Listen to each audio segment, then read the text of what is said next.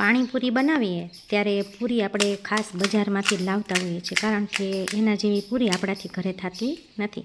પરંતુ આજે મેં એના કરતાં પણ એકદમ ક્રિસ્પી અને મસ્ત ટેસ્ટી અને એકદમ ફ્રેશ પાણીપુરી બનાવી છે.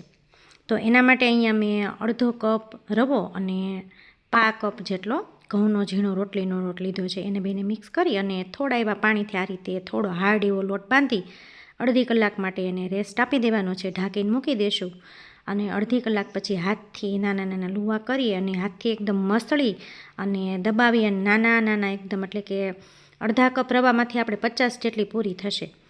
તો આ રીતે વેલણથી વણી અને આપણે પૂરી તૈયાર કરી લેવાની છે. અહીંયા મેં 2 ભાગમાં પૂરી કરી છે. અડધી વેલણથી વણી છે અને અડધી પૂરી છે એ મેં મોટો રોટલા જેવું વણી અને એને કૂકી કટરથી કટ કરી લીધી છે. તો આટલી આપણી પૂરી છે એ પાતળી હોવી જોઈએ, જેથી પૂરી છે ને એકદમ ફૂલીને દડા જેવી થાય. હવે ફૂલે એના માટે આપણે શું કરવાનું છે કે જો પૂરી આવી વણાઈ જાય ને અથવા તો કટ થઈ જાય ને એટલે એને 10 મિનિટ માટે રેસ્ટ આપવાનો, સીધી તળવાની માંડવાની.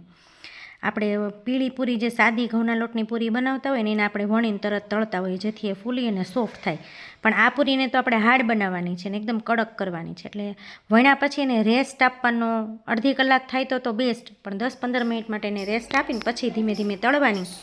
તો આપણી પૂરી છે જુઓ આ રીતે આટલી ક્રિસ્પી બનશે અને તમને વિશ્વાસ નહીં આવે પોતાના ઉપર કે ખરેખર મારાથી આટલી મસ્ત પાણીપુરી માટેની પૂરી અને એ પણ ઘરે આટલી ક્રિસ્પી બની. તો મારી આ રીતથી એકવાર ટ્રાય કરજો. માપમાં જો ફેરફાર નહીં થાય તો પૂરી મારા કરતાં પણ એકદમ સરસ થશે. એકવાર ટ્રાય જરૂર કરજો.